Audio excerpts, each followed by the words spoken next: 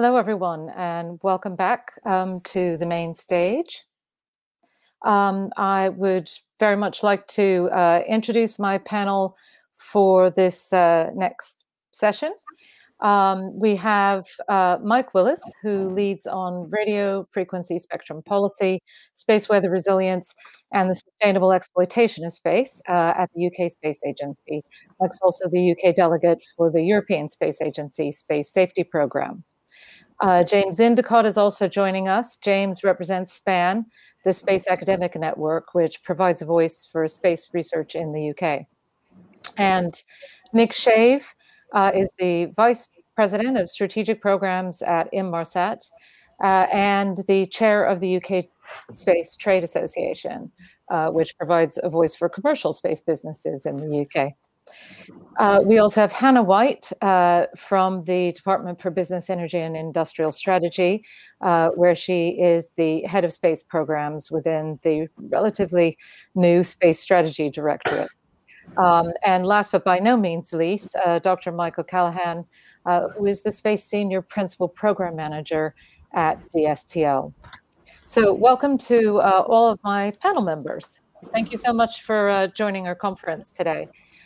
I wanted to just kick off. This session is really talking about strategy, strategic aims, and trying to illuminate what some of the knowledge gaps might be and where we might be able to work across business and the research community to start finding solutions to those.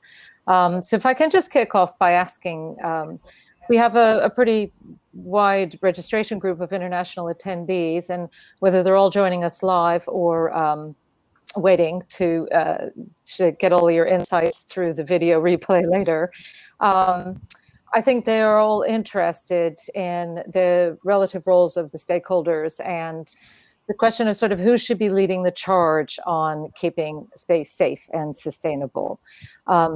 There are certainly shared strategic priorities across all of those communities.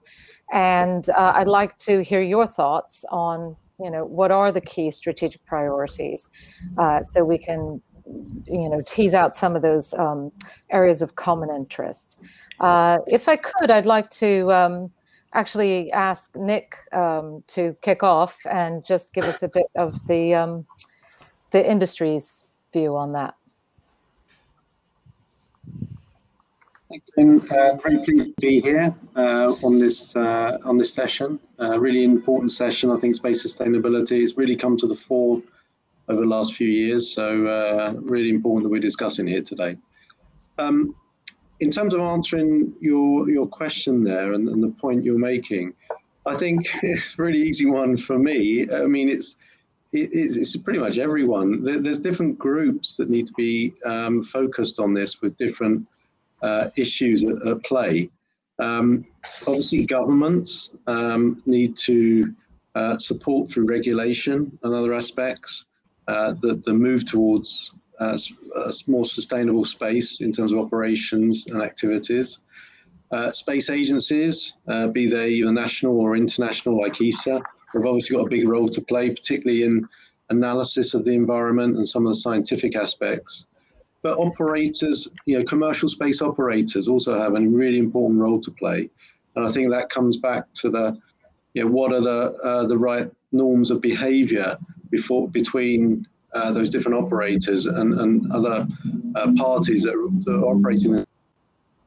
And what sort of legal aspects need to be put in place as well.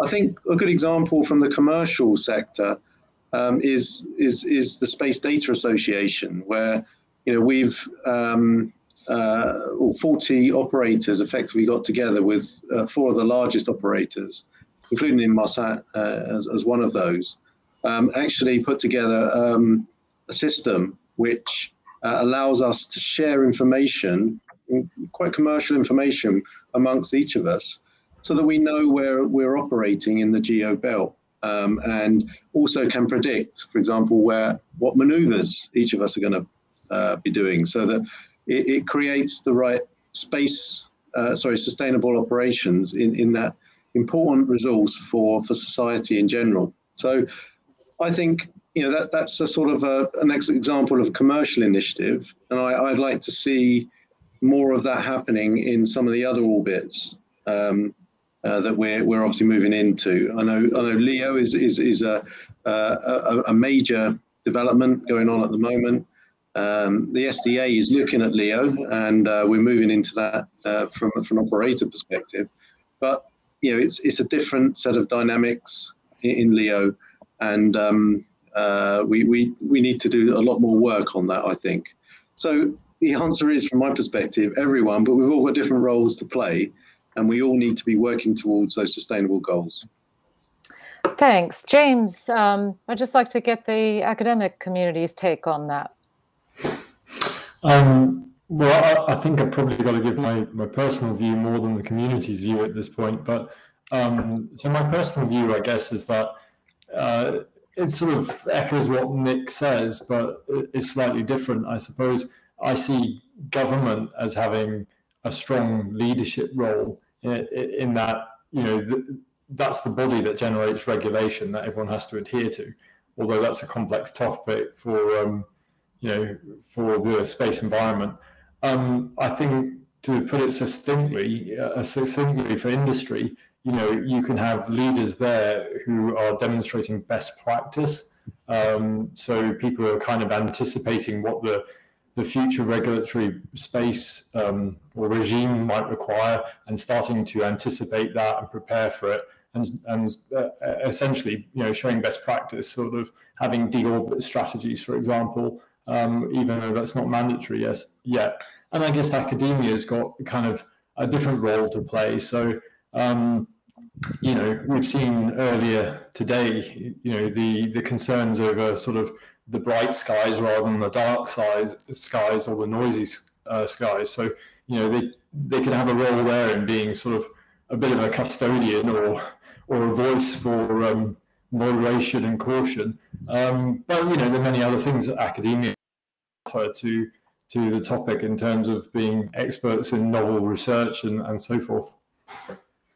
Thanks, James. So the leadership role of government, Hannah, do you want to have any reflections on that?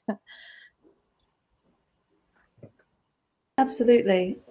I think early stages in BEIS having a new space directorate, but I think that we are looking forward to publishing a national space strategy, which will help to set out the shape of some of our ambition, and then working with industry and academia and others to find the right way for UK to take a bigger role in some of these conversations internationally, perhaps, and to think about what we bring to the table and how to use that to shape a really positive and sustainable future in space. Mike, I guess at the agency you share those goals. Do you want to talk a bit about specific program priorities in that regard? Well, I could single out specific program priorities. I'm not sure that's the right way to do it at the moment, but we certainly agree with what Hannah's just said. And I think the big thing here is how the UK positions itself internationally, what we do to promote space sustainability, how we go about that. And as Nick said, there's a lot of working together here. So he mentioned the Space Data Association and how they all work together, but they're not UK operators, they're international operators. And everything in space is international in its aspect. So you really have to work with other countries and get everyone on board and set an example. And that's what we try to do. So my particular area, for example, in space safety, we're working with ESA. And we're working with the US, and we're working with other countries as well in building more sustainable capabilities in space. And in my other area in spectrum, that's all done through the International Telecommunications Union, where we try and get everything to play along together, recognizing that spectrum is very much a congested and contested area. It's a limited natural resource that's in great demand. The only way you can use it efficiently is by everyone working together and trying to share equitably as well as possible. But that's a very difficult thing to do. So a lot of R&D has to go into developing models and developing technologies that allow that sustainability and that sharing to go ahead. And that just doesn't apply to spectrum. That applies to all areas of utilization of space, really. Interesting to raise the topic of the ITU, because that does come up a lot as a role model, you know, and I suppose that's a role model of international coordination that has worked in the past. But I would ask the challenging question of, you know, why doesn't the world do the same for allocation of orbital slots, for instance? You know, where are we, you know, falling down and being able to do that international coordination for other aspects of the using of the space environment? I'm going to put that to you, Mike, and then I'm going to come to the other Mike. I was going to say that. That's a very good question, Catherine. And I guess if we'd all signed a treaty in 1967 to agree to do that, then it might have happened.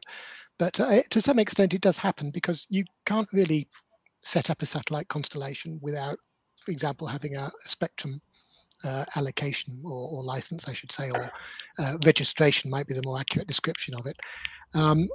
And there's not much point really launching something without having one of those, because you wouldn't really be able to operate it and work with it internationally. So there is some control comes in there, but you're right, the ITU doesn't set up all the orbits and what everybody should use.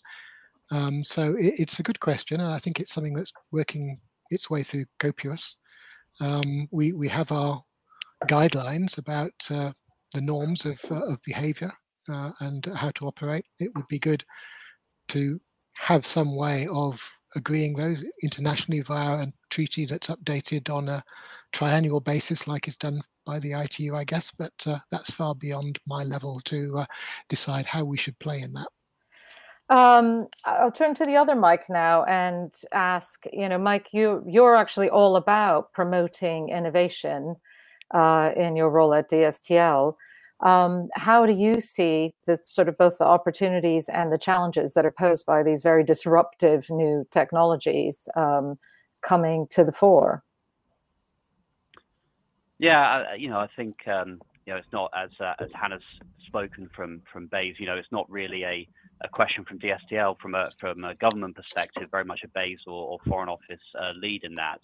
But I think, you know, in everything that we're doing, you know, on innovation or looking at new technologies, whatever they might be, we've got to be, you know, mindful and conscientious that anyone who has a stake in that from a government perspective needs to be looking at sustainability. But of course, we're thinking about, you know, we've got to think about that through a defense lens.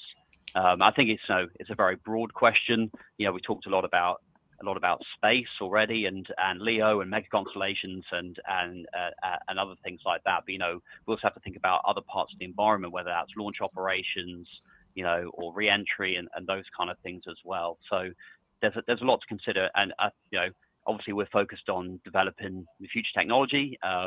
You know, and so from our perspective, you know, it's working across government with the likes of UKSpace Agency to develop those new technologies, those new techniques for space surveillance or SST, you know, to make sure that we can keep space secure and sustainable in the future. And, you know, we all enjoy the benefits, whether it's military or civilian. And I think it's incumbent on all of us to make sure that we can keep that the case, you know, out into the future. So I'll be a little bit provocative. Marie Bajar yesterday in his talk was saying, you know, that basically space is a very complex environment, and we continue to develop new technologies, but we don't really know what the interaction is, what the consequences, I suppose, of the interaction between these man-made objects and the natural environment out there. And in that, I would include, you know, the effects of space weather on the man-made objects, etc. So because it is such a complex environment, you know, what do the panel think about the interaction between scientists and operators and people developing those new technologies? You know, have we got that right? Do we you know, put enough science behind what we're doing with new developments in space? I won't come first to James. You know, what Nick and then Mike Willis feel about that. Yeah, it's an important question. I think, I mean, I would challenge a little bit that we don't really understand the environment. You know, we've been operating in space well over 50 years now. I think, it is different to other sectors. I always think of maritime and aviation, and if you look back, space is in aviation was about 100 years ago. It is a different dynamic environment in particular, and that's takes a lot more thinking about how we manage. But we do understand the impact of radiation and other aspects on electronics in space, and many other parts of science. So in terms of interaction with the scientists, I think through science programs, working with organisations like ESA, I think there's a great collaboration through the industry. If we're talking here in the UK, we're involved in a number of programs which are looking at that environmental impact in the spaces,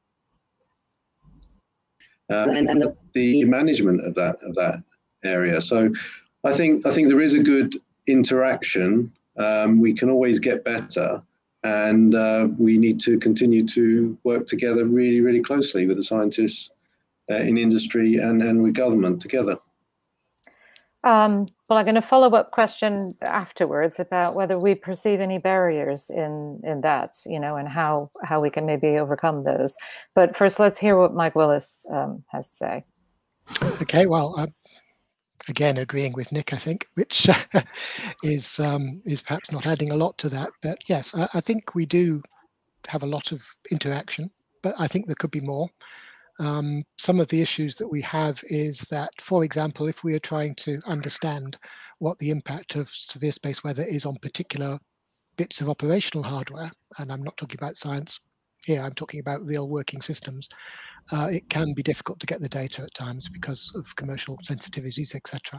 So there is some work to be done there, but that's the sort of thing we're doing in the space safety program, trying to understand what the vulnerabilities are, what the risks and hazards are, but also in the sense of doing something about it.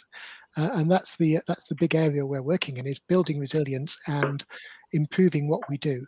So if you take space weather, for example, we have now developed a UK space weather strategy. It's not yet been published, but it's due to be published at some point soon.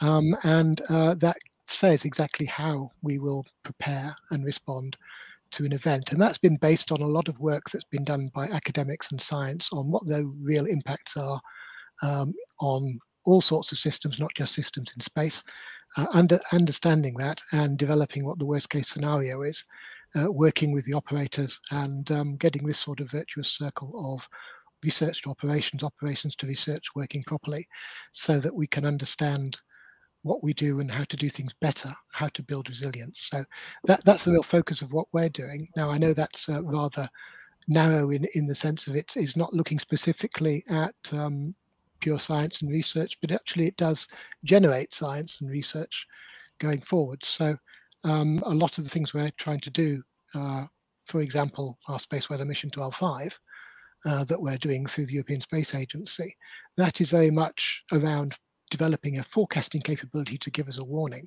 But you get some really great science out of that, and also you get a lot of development work in designing and building things, because no one's ever operated an operational system from L5, which is a long way away. It's like 8 light minutes away, so it's quite a distance, and it's got to operate very reliably, and it's got to be able to deal with space weather and all the things that might come into it. So there's a lot of really interesting work there, and understanding the environment. And then no doubt part of that mission is also then to provide support to operators with better forecasting of those sorts of events. So I'll open it to the panel if anybody else wants to share their thoughts on that topic before I move on. Just, speak up. I think you're unmuted. James? Sure. Just on science, I guess I'd like to chip in a few thoughts I had, which is, there's a lot of science that is done. There's a lot of collaborative research that's done with industry, but I do think we have to be mindful that in this current sort of times we're in, is sufficient priority and focus given to space sciences generally. My fear is that they'll be marginalized or deprioritized. Of course, I've got to advocate for them. That's what I do. But it's a real concern. Another point I'd like to raise is, do we make enough use of scientists on review panels, giving their sort of hopefully independent views on future activities that we're planning. I would hope that from the academic community you could access the experts with in-depth knowledge on various fields that would maybe look for hidden pitfalls of things we propose to do. So yeah, I think that's my two main points there, or three, I guess, is that I do think collaboration is good. I do fear for the future of sort of space science, and my third recommendation is, do we make enough use of scientists on panels? Well, we have a couple of scientists on this panel, so that's good. Does anybody else want to share their thoughts on that? Hannah? Just a brief thought from me, and to bear in mind, I am not one of the scientists on the panel, so it won't be very technical. But I think in terms of thinking about knowledge gaps particularly, I have seen some really interesting early work on some of the future-proofing aspects of this, thinking, 2050 and beyond, so that we don't just solve the problems that we have now, but we think about how constellations, for example, are going to change and what that will mean and what it will need in order to be sustainable. But I think from my limited non-expert view, it looks like there might be more to do in that thinking to help us to pick the right paths to make sure that we are heading towards a sustainable use of space in the longer term, as well as thinking about how we do it in the here and now. Yeah, I think there is an awful lot of, I witness a lot of effort in trying to figure out how to mitigate the problems that we have caused from past activities. And I agree we need to be putting as much focus on how to avoid causing new problems in future activities. Let me just feed on from that to a question from the audience. Mark Presley asks, does the panel think that knowledge of these issues surrounding space sustainability are well enough understood outside the space community? And if not, how can we best increase the knowledge and, then increase the pressure for good behaviors for all of the stakeholders in space? Who wants to start with that? Is this just a very small niche subject, someone's specialist mastermind subject, or is there enough of an awareness out there? Mike OC. Yeah, I've been running the program here at Dstl for about 4.5 years, and obviously I think appreciation of the importance of space, whether that's for defence or more broadly, has been increasing a lot over that period within the UK, certainly. But it does definitely feel still like quite a niche subject. If you talk about space sustainability, I would think that's not necessarily something that a broader audience are that aware of. Although those things that we put out there around debris removal and other things that are going on in the commercial sector do attract a lot of attention in the media, I guess, when they come up. So there is an appetite for space and to hear about it. Do we make the most use of it? 'Cause it's such an exciting subject. I think it's easy to get people enthused. I guess the second point is, we're in a time when I think the general public are as aware as they ever have been as the importance of scientific advice to support decision making and policy. If we think about COVID, we've been seeing scientists on our screens for 18 months advising the government and helping with that decision making. So there's certainly an opportunity there, I think, to if we're talking about raising the profile of the importance of scientific advice around these topics, it's as good a time as any to be promoting that message, I would suggest. Great. Mike W., you had something to say. Yeah, well, to follow on from that, I think, firstly, we can always do better in all of these things, I'm sure. But it's definitely raising in the profile of people's understanding of their dependency on space. So everyone's dependent on space all the time, and we've all heard the comments about a day without space and what would happen in those circumstances. But behind that is the fact that space is now being considered critical national infrastructure, because of those dependencies. And that does make a big difference. So once you get things onto the risk registers, onto the critical infrastructure sort of system that goes through Cabinet Office, etc., then you have to do with things. So one of the risks, for example, is space weather. Another of the risks is pandemic flu. Both of those appear on the National Risk Register, and therefore we do something about them. Now, if we hadn't done anything about pandemic flu, then maybe we would be in a worse situation than we are at the moment. The same thing could happen with space weather. Now, whether we want to get more things onto that risk register is something we have to consider, but that is a way to bring particular risks and hazards in there. But space is very much considered. So should whatever it is happen, what would be the impact on space? What would be our ability to recover from that? That's something that's now being planned for, and that's very important going forwards. Yeah, absolutely. Nick. Thank you, Catherine. Yeah, agreeing with what Mike and Mike both said there.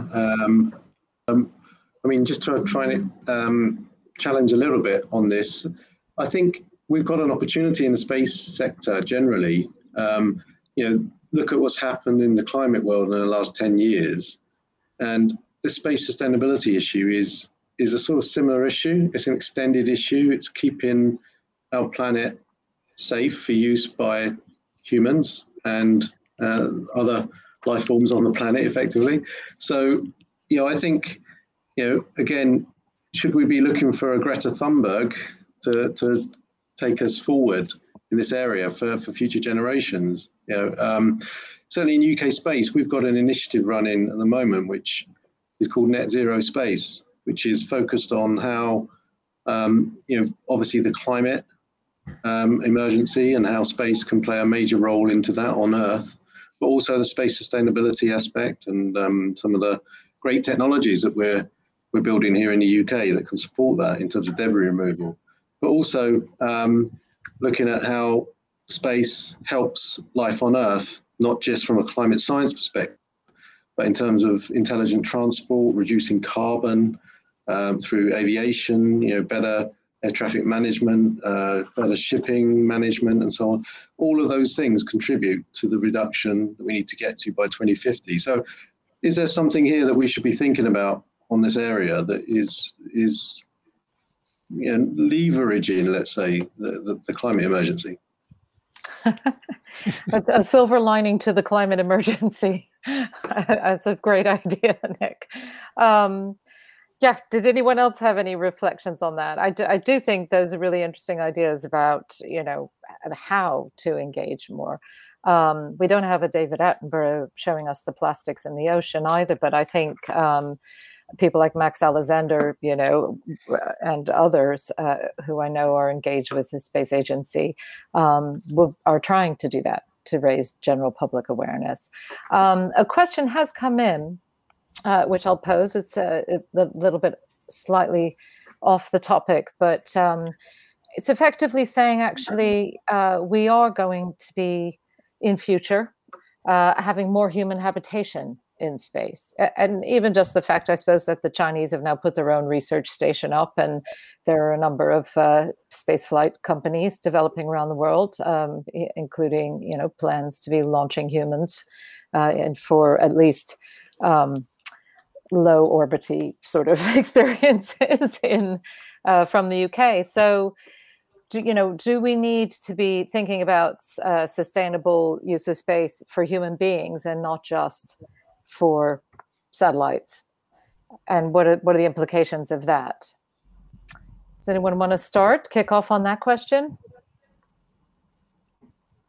Oh, I've stunned you into silence. Yeah, Nick. I'll kick off if I may. Yeah, the answer is yes. We've got a large, certainly a large amount of ambition in the commercial sector coming through from putting humans in space. We've got a commercial space station being developed in the US at the moment. We've obviously got the Return to the Moon initiative. It's really multiplying, I would argue, and I think we're going to see a lot more of that. Okay, obviously we've got the space tourism, which is the UK is playing an important role in. But yeah, it has to be an important role. It's probably not it is slightly later in terms of significant numbers in space, but we've got to plan for it, and it's the ultimate safety point, isn't it? I think that the urgency will become more interesting to the general public if more actual human beings are involved in evasive maneuvers and trying to avoid debris collisions and things like that. Right now, it's just a handful of astronauts on the International Space Station, after all, and a few rescheduled launches, aren't they, of satellites. So I think it is a bit harder to capture the public imagination. I was going to say maybe Mike O'Callaghan's thinking about sending some people up from Space Command to clear up some debris. I was trying to keep quiet on this one. I'm sure my colleagues in Space Command would love to comment on the opportunities for that. But yeah. Well, I'll. Sorry, go on. Carry on. I was going to say we definitely need to better understand the hazards in space, though, if we're going to have more people up there, especially if you're going to the moon. So. Again, sorry about space weather, but space weather radiation in space, which comes from the sun. On the Earth, we're protected by the ionosphere and the atmosphere. When you get out to places like the moon, you're not. So you have to have the capability of understanding what you need to do. You have to have the forecasting capability to actually be aware of what could happen and to take whatever mitigation that you can to prevent that causing problems. Yeah. But the other area we would have to consider is if you're going to get a lot more people going into space, then you're going to have a lot more launches into space. And that means making the launch business more green and things like green propellants and developing that, not causing additional damage, I guess, to the atmosphere and to the space environment by those activities. So we need to improve our ability to make the use of space more clean. Yeah. So the net zero ambition, Nick, not just, for leaving no trace in space, as Maurizio Vanotti was saying this morning, but also leaving no trace here on the ground. Yeah, because I mean, most of the stuff that you dump into the atmosphere is into the atmosphere, not into space when you're making a launch. So whatever that rocket is chucking out of it to use to provide propulsion needs to not cause additional pollution. Absolutely. So coming back to the question about Space Command, there is a question from the audience. Fiona Thompson wants to know about, would like to hear the panel's thoughts in transitioning to new space in more than one country, and the UK is a good example of that. The responsibility for effectively space traffic management is shifting from military to civil.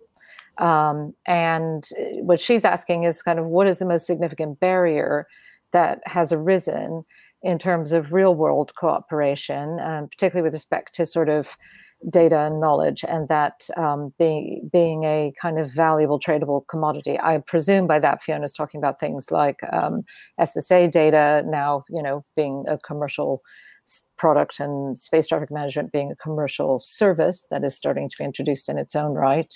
How is this shift impacting this move from historically this being largely a defense matter to being something that actually is much more of a civil policy lead? Hannah, I'll ask you to reflect on that as you are sort of representing the civil policy side of that. Sure.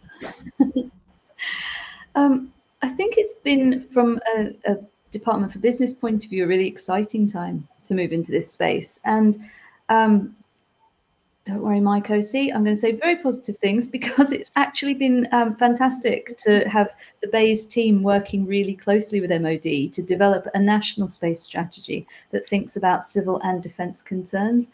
So one of the great things about starting to do this now, we can learn from the experiences of some of our international colleagues.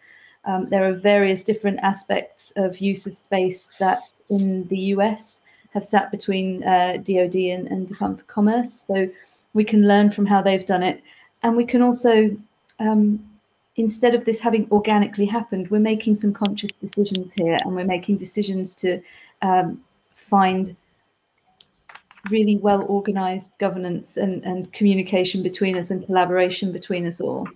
And I would include my transport colleagues in that as well, who of course are taking over regulation for some of the space activities. So between us, I think the fact that we're conscious of this as we start out, it gives me a lot of hope for how we can collaborate. But I do think it's always important to explicitly have to think about that and be challenged on it, because government isn't always perfect at collaborating between departments. So it's a good challenge. Mike, did you want to reflect on that, or Mike O'Callaghan? Yeah, no, I can't speak for Space Command on that topic. Not really a question necessarily for Dstl, but what I would say on that is, we already have really close collaboration on technology development. I've already mentioned, we co-fund activities with the UK Space Agency. In fact, we had the decision conference for our current DASA call, which is out there at the moment, which is joint with the Space Agency, and that's occurring today. And some of the challenges we're looking at there are around SSA and STM. So, that collaboration is already occurring, certainly at the technology development level, and certainly between UK Space Agency and Space Command as well. I mean, there will always be challenges, and we see these challenges in trying to generate innovative new technologies and research in that, data that we want to share with people is classified. And that data can't always be shared, and that can be a bit of a frustration, and that stifles innovation. We don't hold all the good ideas. We want to bring academia in. We want to bring in industry to look at new ways of processing data, of interpreting it, and providing new services. So, there's always going to be that sort of challenge, and we need to work through how to unpick some of that to really sort of continue to grow that area. I'd like to hear James's thoughts on that whole question about the commoditization of data or transparency. What are your thoughts about that? Because SSA and refining our models of the space environment, through either higher quality data or better data sharing, or just more, more timely, more accurate, et cetera, data. There's a lot of discussion about that in the GNOSIS network. James, what are your thoughts about that?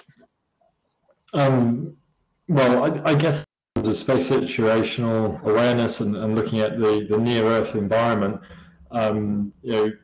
data sharing would be great, but there are lots of, as far as I'm aware, not to share data. People try and hide some of the things they're flying up in space.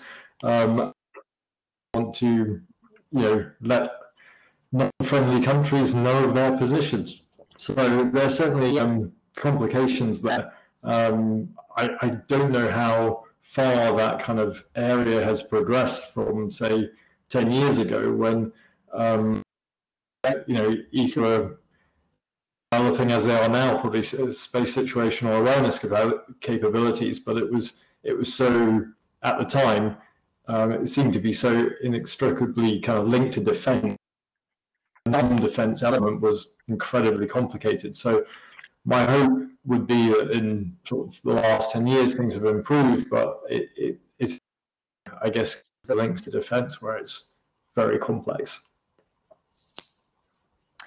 True, complex, and important. Well, I'm just keeping an eye on the clock for us, and I'll keep an eye on the Q&A from the audience as well. But let's go back to that question about barriers to collaboration. Are you aware of any barriers to collaboration, and by that I mean, understanding what the government, for instance, priorities are, understanding where the commercial opportunities are going, and having science-led innovation going on that will promote sustainability and meet all of those different stakeholders' needs. Are there any barriers to collaboration, or we do a pretty good job here and internationally? Anybody have any thoughts on that? James? Well, I was, I'll chip in with one thing, which is, I think having funded opportunities always lowers the barriers. Having projects and activities that people can work together on, will enable progress to be made. It's very difficult when, I suppose, clear sort of objective and deliverable to sort of collaborate with people, and that means to back to funding. It's a hobby horse, I guess, of mine. That, well, there are always going to be limited resources. So their priorities will have to be made always. There isn't a magic money machine, as I'm sure some minister said at some point in the past. So I suppose let me slightly rephrase the question and ask, how can we make the most of the limited resources that we have? Do we have ideas for how those should be prioritized or in order to facilitate and I suppose attract more collaboration between scientists and business in this area? Any thoughts on that, on priorities or, any best practice exemplars of things that have worked very well that we should be doing more of? Mike O. Yeah, actually, to be honest, I think this area is an area where we've got some really good things going on already. I think, I get James's point about funding, absolutely. Obviously you need the funding to develop the ideas, but I just look at all the ways already that there are today of just reaching out to, defense and Dstl and others and ways to engage. I know sometimes we can be accused of being, behind the wire and hard to speak to in the past, but, out at conferences like this, data calls through our research frameworks that we've got in place, the astrodynamics community of interest, which I know a number of folks engage with. We've got quite a number of different ways to engage and understand challenges, maybe sometimes even too many. I think there's some really good opportunities. We've got a load of international, really close international relationships with partner nations on a government basis. And, we can use those partnerships to join things up like we did for International Space Pitch Day last year. We were co-funding stuff with the US Air Force, US Space Force, or the US Air Force Office for Science and Research in the UK, who we've done joint work with before as well in the past. So there's some really good examples, and you heard yesterday about the work we're doing at the University of Warwick. Some of you will be familiar with the Space Weather Instrumentation, Measurement Modeling, and Risk program, SWIMMER as well. Again, trying to bring together, defence, wider government, etc., on a 4-year program. So there's loads of collaboration going on, and the UK's got great expertise in these areas. So I think it's quite good actually, and obviously there's a lot more we can do, but I think there's a lot of opportunity. So there is a question from the audience about avoiding duplication, duplication of efforts, and really trying to identify the gaps in worldwide research or in implementation, operational implementation. And, pointing, I'm presuming that what underlies that is that, then point our limited resources at developing UK capabilities in those areas. How clearly do we understand the gaps in worldwide research or operational implementation capabilities? Oh, I've left you in stunned silence. Well, I think I'm trying not to speak. I'll let Hannah go. Hannah, you go ahead. Hannah. A quick point then, because I'm not sure I have the answer to the question quite as you've posed it, Catherine, but something that Mike said did make me think about risk, actually. And I think in trying to explore new areas and fill knowledge gaps, I can't answer how well we know what they are, but I do know that people are exploring some of these things and that can generate quite a lot of risk. And so I just wanted to flag that it's also something that we are thinking about, how we share risk across some of these big, innovative, long-term pieces, and how we de-risk things where we can. And I think ARIA is a good example of that in the way that it will be funded and the way it will be able to make choices about R&D projects. But I think more broadly across government with something like space, there are a range of risks there, but we are quite mindful that we need to take a new approach to thinking about them and working with industry and academia to share them. So that's kind of more of a helping to remove a barrier answer, but I think it is relevant to how the UK can tackle some of the global knowledge gaps. Thanks. No, I think that's an important point. Nick, I don't know whether you would like to give, a view about feeding on from what Mike O was saying about current programs and how, how successfully we foster collaboration between industry and academia today in the UK. Yeah, I think there is strong collaboration, definitely, across this area, but also many others in the space sector.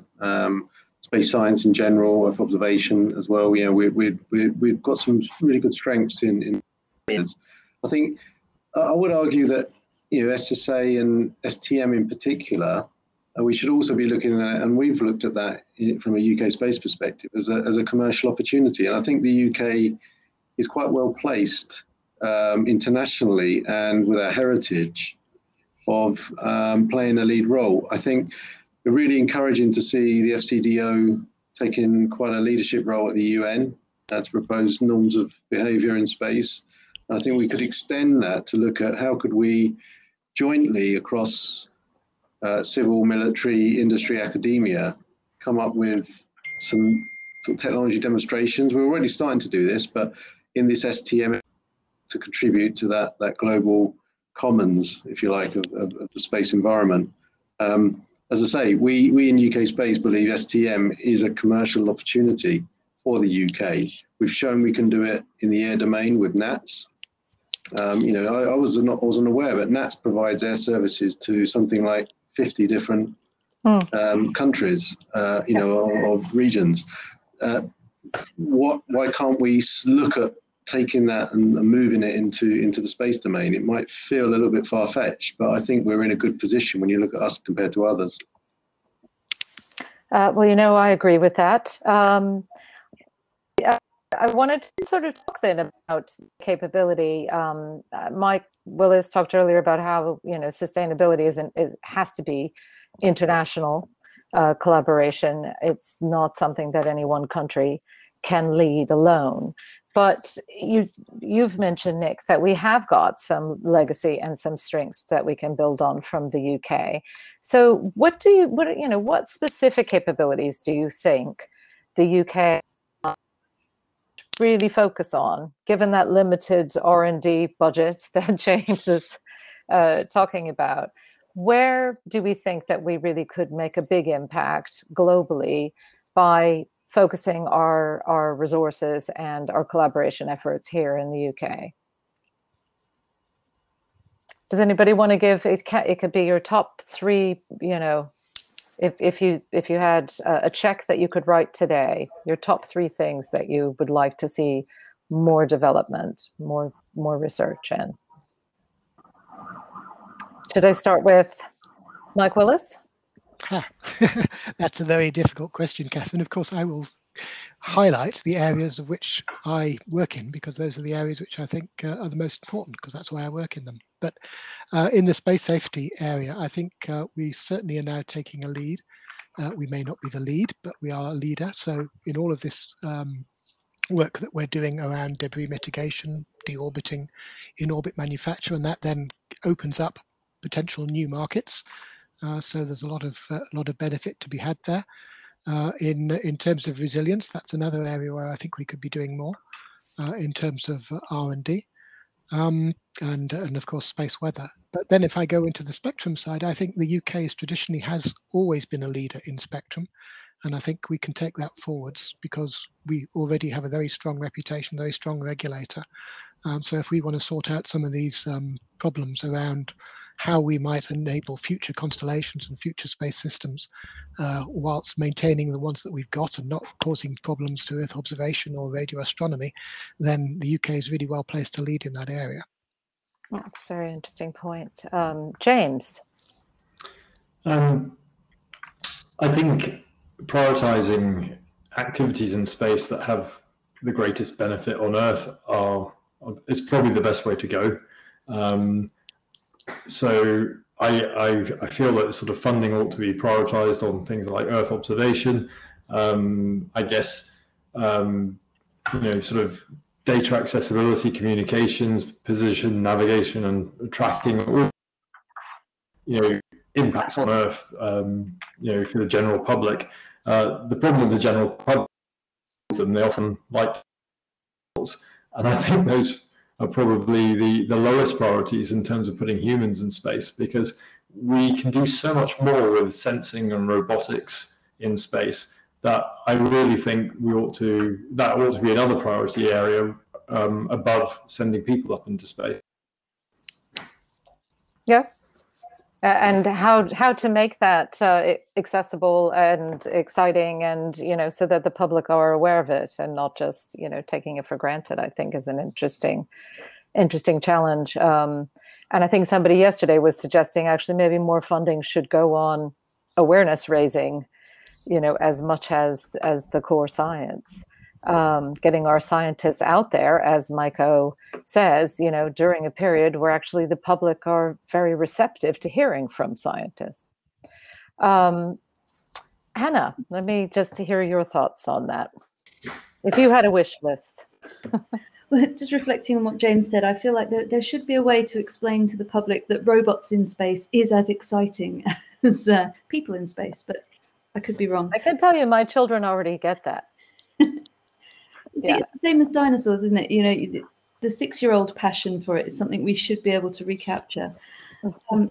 I think a shout out from, of course, my home department. I think that the things that space can continue to do for net zero is a really fantastic and important thing. And I personally would always want to see as much as possible done in that area. But I think James perhaps said it more eloquently when we think about all of the things that space can do here. I think that's there's so much, and it's really great to hear what different people's priorities are and how they think that can weave into the longer term benefits, because unfortunately, as you've mentioned, resources are finite, and what we want to do is make really good choices with what we have now that will look after UK interests, Earth interests, and make sure we're thinking ahead and not just thinking about now.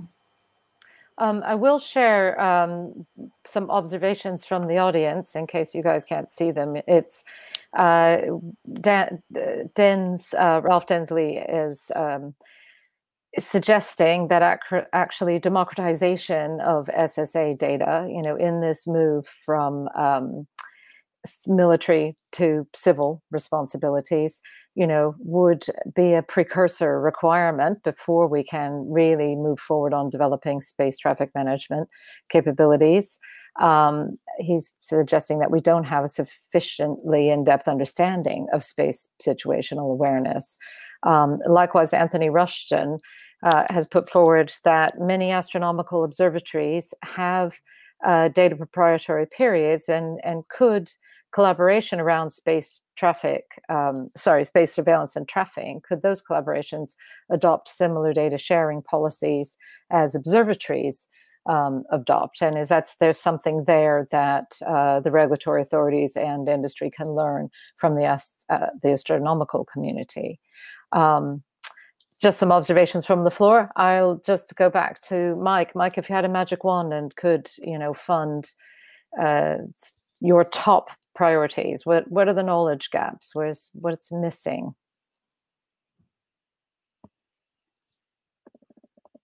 There's two mics, so I'm not sure which. Sorry, Mike O. We already heard from Mike W. We've got the other Mike's shopping list already. So. I mean, thinking specifically around the topic, sustainability, without going into the wider domain, we've got some great expertise, as I've already said, in the UK in SSA and SST. For us, it's about, firstly, more about understanding, I would say, than traffic management. Dins is spot on as ever with his point about, the modeling isn't as good as it could be. There's a lot of gaps in those areas in terms of, improving those models, improving our understanding of what's going on in space, and validating those models as well, smaller debris populations and things like that. But, we're not just interested in knowing where an object is, but we want to know a little bit more about what an object might be doing as well, because that can have an impact down the line on other things that, the military rely on in space. So, the collaboration that I mentioned earlier with University of Warwick that you heard from Don about yesterday, but other collaborations as well are really important, developing some of those capabilities, some of those technologies, and plenty of others going on with, if I try and name them, I'll miss some, but, Strathclyde and Birmingham and other universities and suppliers as well.